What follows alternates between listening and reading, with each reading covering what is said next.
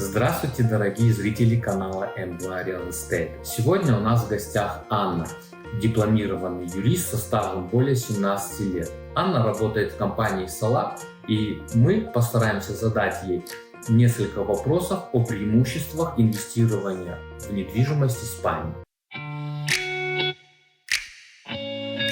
Анна, расскажите, пожалуйста, нам о преимуществах инвестирования в испанскую недвижимость. Как вы считаете, какие основные аспекты с юридической точки зрения являются преимуществом при покупке или инвестировании в испанскую недвижимость? Здравствуйте, Алан. Спасибо, очень рада с вами сегодня присутствовать.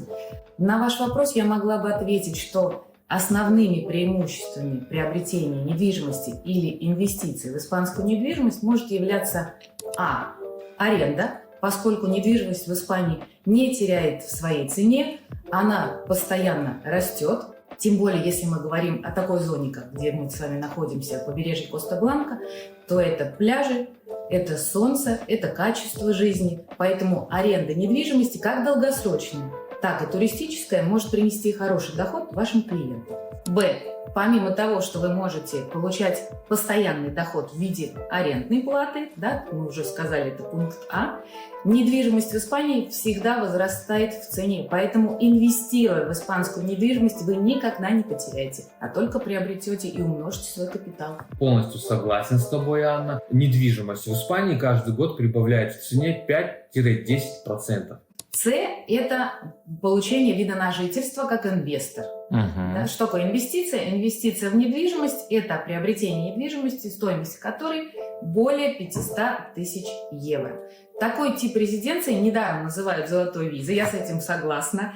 Почему? Потому что, во-первых, она позволяет вам проживать на территории Испании или не проживать на территории Испании. То есть данный вид резиденции не обязывает вас к нахождению постоянно на территории Испании. И с другой стороны, он позволяет вам работать на территории Испании как на самого себя, так и по найму. Спасибо большое, Анна. Скажи, пожалуйста, а какой необходим пакет документов для приобретения недвижимости в Испании? Какие предварительные, так сказать, процедуры необходимы для подготовки к покупке недвижимости? Если мы говорим о персональных документах покупателя, то, конечно, прежде всего потенциальный покупатель должен получить НИИ, так называемый фискальный номер иностранца, который получается в полиции при подаче небольшого пакета документов. Если мы говорим о чистоте сделки, то, конечно, я всегда рекомендую вашим клиентам, нашим клиентам обратиться к специалисту, чтобы проверить чистоту права собственности, обременений, которые могут быть наложены на недвижимость. Это очень важно, потому что в зависимости от того, приобретают ваши клиенты недвижимость вторичную, да, или недвижимость от застройщика, очень будет много зависеть от того, какой пакет документов нужно будет собрать и проверить. Таким образом, резюмируя все, что мы сказали, это основные три этапа. Получение НИИ, проверка всех документов будущей недвижимости, да, будущей покупки и оформление у нотариуса. Значит, скажи, пожалуйста, какие основные налоги нужно будет оплатить при покупке недвижимости в Испании?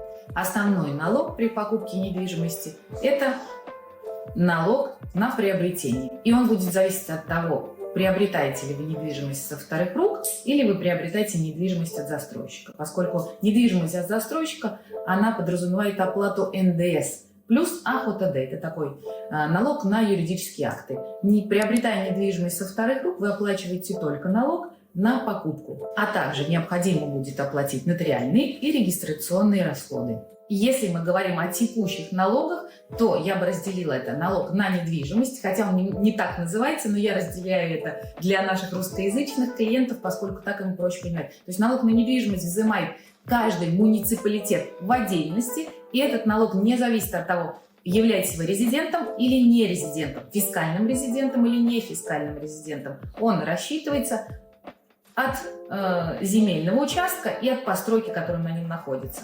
Второй налог – это декларация нерезидента. Это форма 210, которую обязан подать и оплатить каждый владелец недвижимости, не резидент Испании. Этот налог не взимается автоматически. Многие клиенты, которые к нам обращаются, не знают о нем. Поэтому рекомендую вашим клиентам при приобретении недвижимости задуматься об этом, иметь всегда в голове ту обязанность, которую они должны будут исполнить каждый год до 31 января текущего года за прошлый год. Анна, спасибо тебе большое за уделенное время. Надеюсь, это не последняя наша встреча. А наших зрителей мы просим поддержать нас лайками. Пишите, задавайте вопросы в комментариях, чтобы мы сформировали тему следующих видео. Всего доброго, до новых встреч. До свидания. Пока!